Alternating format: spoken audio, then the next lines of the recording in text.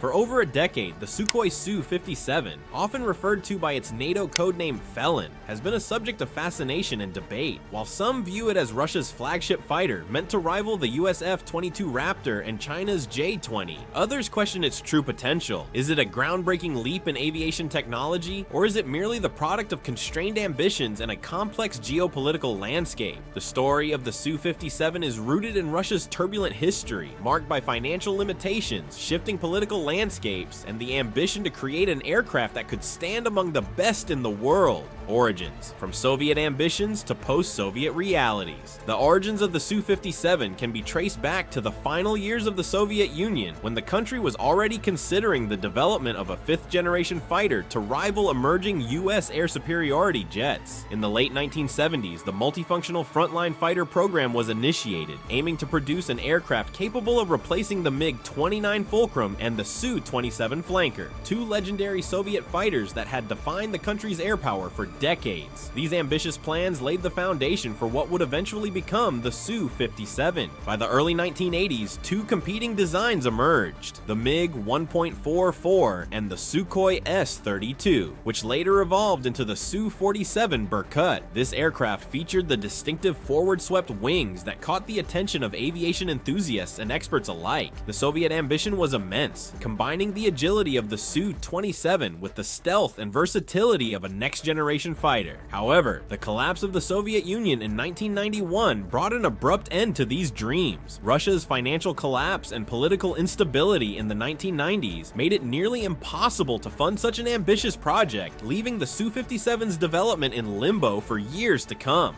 The revival. It wasn't until the early 2000s that Russia began to revive its plans for a fifth-generation fighter. In 2001, the Russian Ministry of Defense relaunched the Prospective Airborne Complex of Tactical Aviation program, which aimed to produce a next-generation fighter capable of competing on the global stage. This time, Sukhoi and MiG were once again pitted against each other, with MiG offering a more affordable design and Sukhoi presenting a technologically advanced, though more expensive alternative. Sukhoi's proposal ultimately won out. Despite Russia's economic difficulties at the time, Sukhoi remained active due to the export success of its Su-27 family of aircraft, particularly to countries like India and China. By 2004, the concept for the new fighter was finalized, and the first prototype, designated T-50, took shape. At first glance, the T-50 resembled the US F-22 Raptor, but with one key difference. The Russian aircraft aimed to deliver similar performance at a much lower cost. In 2010, the T-50 prototype took its first flight, signaling a major milestone in the program's development. However, the journey to operational service was fraught with challenges, and technical and financial obstacles led to several delays. Design and capabilities. The Su-57 is often compared to the F-22 and J-20 due to its advanced features, many of which are characteristic of a fifth-generation fighter. The aircraft boasts stealth capabilities, supercruise, the ability to fly at supersonic speeds without using afterburners, advanced integrated sensors,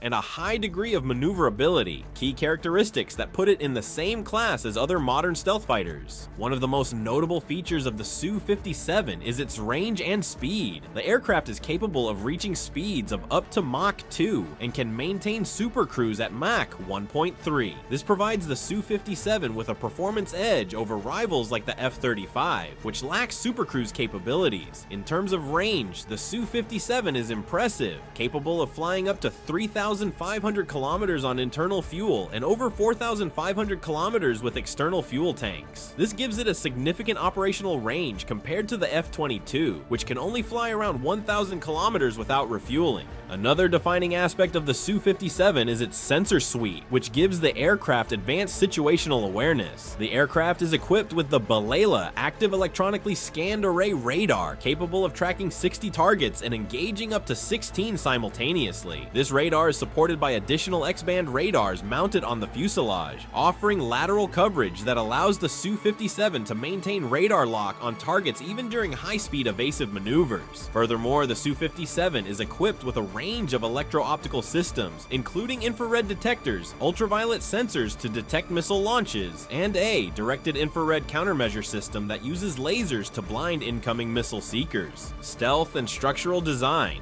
When it comes to stealth, the Su-57 takes a more pragmatic approach compared to its Western counterparts. Rather than relying on costly radar-absorbing coatings, the Russian aircraft uses composite materials and integrated absorbent fibers in its airframe. These materials are designed to reduce the aircraft's radar signature, while keeping production costs more affordable. While this approach makes the Su-57 less stealthy than the F-22 or J-20, it still provides some degree of stealth that is sufficient for certain combat scenarios. Experts, however, believe that its radar cross-section remains larger than that of the F-22, limiting its effectiveness in some environments. In terms of maneuverability, the Su-57 is a direct descendant of the Su-27 family, known for its agility and ability to perform in close-quarters combat. The Su-57 retains much of this agility while incorporating new features, such as Levcon movable surfaces on the wings. These surfaces optimize airflow during tight maneuvers, allowing the Su-57 to maintain excellent performance at both high and low speeds. This combination of maneuverability and partial stealth puts the Su-57 in a unique category, blending Russian aviation's traditional emphasis on agility with the stealth and sensor technology more commonly seen in Western designs. Operational service and future prospects. The Su-57 officially entered service in December 2020, but its deployment has been limited. Initially, the Russian Ministry of Defense planned to produce 200 Su-57 units by 2028, but economic constraints and international sanctions have led to a more modest production estimate of just 70 to 80 aircraft over the next decade. Despite this, the Su-57 has been spotted in Ukrainian airspace since 2022, with Russian authorities claiming that the aircraft has conducted strike missions and suppressed enemy air defenses.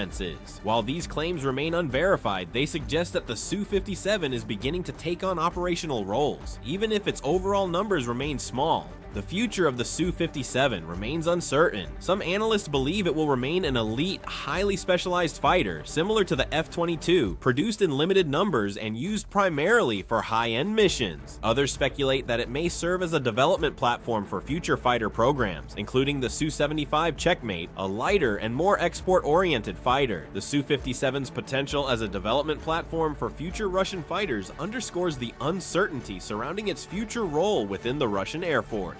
A hybrid fighter for a changing world, the Su-57 represents a hybrid approach to modern air combat, combining the agility and maneuverability that are central to Russian aviation with the advanced stealth and sensor technology typically associated with Western aircraft. While it may never rival the F-22 or J-20 in terms of operational effectiveness, the Su-57 is a testament to Russia's determination to remain competitive in the evolving landscape of air combat. Whether the Su-57 becomes a rare elite fighter or serves as the stepping stone to future designs, it embodies the complexities of modern Russian aerospace engineering. The aircraft reflects the challenges and ambitions of contemporary Russia, balancing technological innovation with the constraints of its economic and political realities. The legacy of the Su-57, whatever form it may take, will likely shape the trajectory of Russian military aviation for years to come. If you enjoyed this deep dive into the Su-57 Felon and want to stay updated on more fascinating military aviation stories, make sure to hit that like button and subscribe to our channel. Let us know your thoughts on the Su-57 in the comments below. Is it a game changer or just another aircraft caught in Russia's turbulent history? Thanks for watching, and we'll see you in the next video.